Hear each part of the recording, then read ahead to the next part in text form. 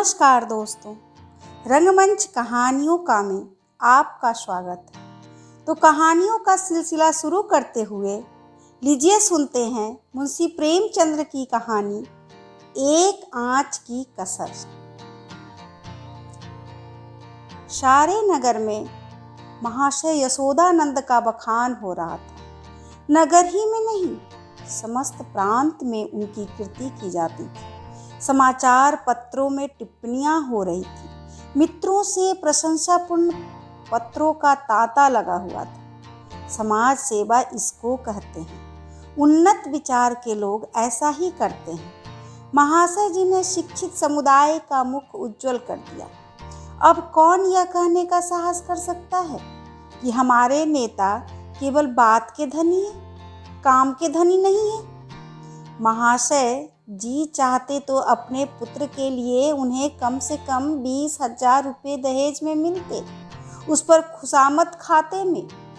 मगर लाला साहब ने सिद्धांत के सामने धन की रत्ती बराबर परवाह न की और अपने पुत्र का विवाह बिना एक पाई दहेज लिए स्वीकार किया। वाह वाह, हिम्मत हो तो ऐसी, सिद्धांत प्रेम हो तो ऐसा, आदर्श पालन हो तो ऐसा। वाह रे सच्चे वीर, अपनी माता के सच्चे सपूत, तूने वह कर दिखाया जो कभी किसी ने किया था। हम बड़े गर्व से तेरे सामने मस्तक नवाते हैं। महाशय यशोदानंद के 2 पुत्र थे। बड़ा लड़का पढ़ लिख कर फाजिल हो चुका था, उसी का विवाह तय हो रहा था और हम देख चुके हैं बिना कुछ दहेज लिए।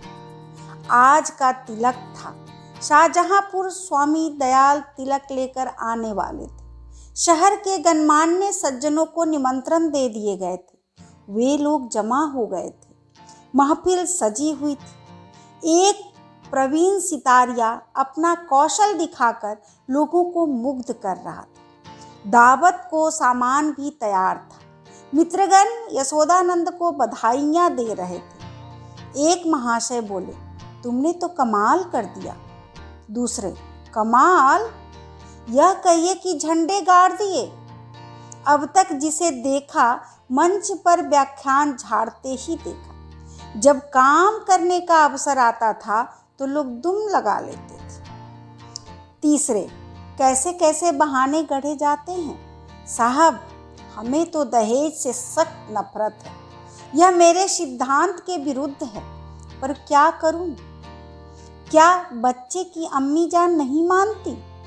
कोई अपने बाप पर फेंकता है, कोई और किसी खर्राट पर।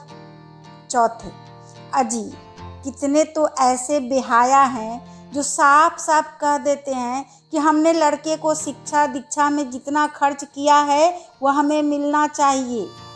मानो उन्होंने यह रुपये उन्होंने किसी बैंक में जमा किए थे। 5 में, खूब समझ रहा हूँ, आप लोग मुझ पर छींटे उड़ा रहे हैं। इसमें लड़के वाले का ही सारा दोष है या लड़की वालों का भी कुछ है? पहले, लड़की वालों का क्या दोष है सिवाय इसके कि वह लड़की का बाप है? दूसरे, सारा दोष ईश्वर का जिसने लड़कियां पैदा की। क्यों? 5 में, मैं यह नहीं कहता न सारा दोष लड़की वालों का है न सारा दोष लड़के वालों का। दोनों की दोषी है। अगर लड़की वाला कुछ न दे तो वह उसे यह शिकायत करने का कोई अधिकार नहीं है कि डाल क्यों नहीं लाए, सुंदर जोड़े क्यों नहीं लाए, बाजे गाजे पर धूमधाम के साथ क्यों नहीं आए।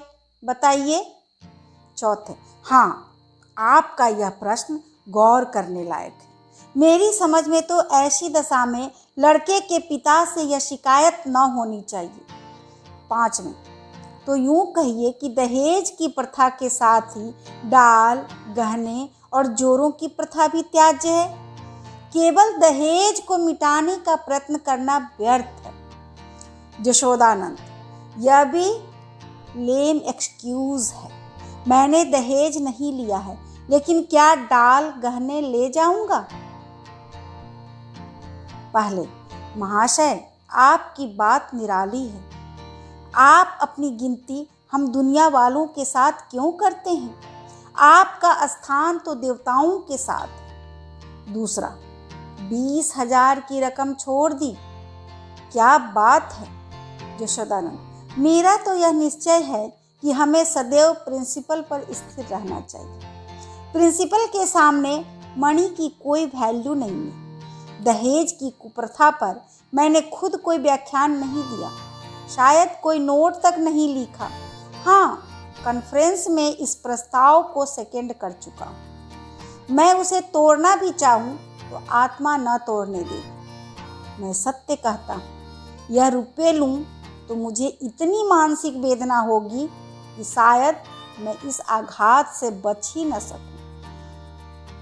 5वें, अब की कॉन्फ्रेंस आपको सभापति न बनाए तो उसका घोर अन्याय है। यशोदानंद, मैंने अपनी ड्यूटी कर दी, उसका रिकॉग्नाइजेशन हो या न हो मुझे इसकी परवाह नहीं। इतने में खबर है कि महाशय स्वामी दयाल आ पहुंचे। लोग उनका अभिवादन करने को तैयार हुए, उन्हें मसदन पर ला बिठाया और तिलक का संस्कार आरंभ हो गया। स्वामी दयाल ने एक ढाक के पत्तल पर नारियल, सुपारी, चावल, पान आदि वस्तुएं वर के सामने रखी। ब्राह्मणों ने मंत्र पढ़े, हवन हुआ और वर के माथे पर तिलक लगा दिया गया। तुरंत घर की स्त्रियों ने मंगलाचरण गाना शुरू किया। हाँ, महफिल में महाशय यशोदानंद ने एक चौकी पर खड़े होकर दहेज की कुप्रथा पर व्याख्यान देना शुरू किया। व्याख्यान पहले से लिखकर तैयार कर लिया गया था। उन्होंने दहेज की ऐतिहासिक व्याख्या की थी। पूर्व काल में दहेज का नाम भी न था। महाशय, कोई जानता ही न था कि दहेज या ठहरोनी किस चिड़िया का नाम है। सत्य मानिए, कोई जानता ही न था कि ठहरौनी है क्या चीज, पशु या पक्षी, आसमान में या जमीन में, खाने में या पीने में। बादशाही जमाने में इस प्रथा की बुनियाद पड़ी। हमारे युवक सेनाओं में सम्मिलित होने लगे। यह वीर लोग थे, सेनाओं में जाना गर्व समझते थे। माताएं अपने दुलारों को अपने हाथ से शस्त्रों से सजाकर रण क्षेत्र भेजती थी। इस भांति युवकों की संख्या कम होने लगी और लड़कों का मोल तोल शुरू हुआ। आज यह नौबत आ गई है कि मेरी इस तुच्छ महातुच्छ सेवा पर पत्रों में टिप्पणियां हो रही हैं, मानो मैंने कोई असाधारण काम किया है। मैं कहता हूँ, अगर आप संसार में जीवित रहना चाहते हो तो इस प्रथा को तुरंत अंत कीजिए। एक महाशय ने शंका की, क्या इसका अंत किए बिना हम सब मर जाएंगे? यशोदानंद, अगर ऐसा होता है तो क्या पूछना था, लोगों को दंड मिल जाता और वास्तव में ऐसा होना चाहिए। यह ईश्वर का अत्याचार है कि ऐसे लोभी, धन पर गिरने वाले, बुर्दा फरोश, अपनी संतान का विक्रय करने वाले नराधर्म जीवित हैं और समाज उनका तिरस्कार नहीं करता, मगर वह सब बुर्द फरोश हैं, इत्यादि इत्यादि। व्याख्यान बहुत लंबा और हास्य भरा हुआ था। लोगों ने खूब वाह की। अपना वक्तव्य समाप्त करने के बाद उन्होंने अपने छोटे लड़के परमानंद को, जिसकी अवस्था 7 वर्ष की थी, मंच पर खड़ा किया। उसे उन्होंने एक छोटा सा व्याख्यान लिख कर दे रखा था। दिखाना चाहते थे कि स्कूल के छोटे बालक भी कितनी कुशाग्र बुद्धि है। सभा समाजों में बालकों से व्याख्यान दिलाने की प्रथा है ही, किसी को कौतूहल न हो। बालक बड़ा सुंदर, होनहार, हंसमुख था। मुस्कुराता हुआ मंच पर आया और एक जेब से कागज निकालकर बड़े गर्व के साथ उच्च स्वर में पढ़ने लगा। प्रिय बंधुवर, नमस्कार।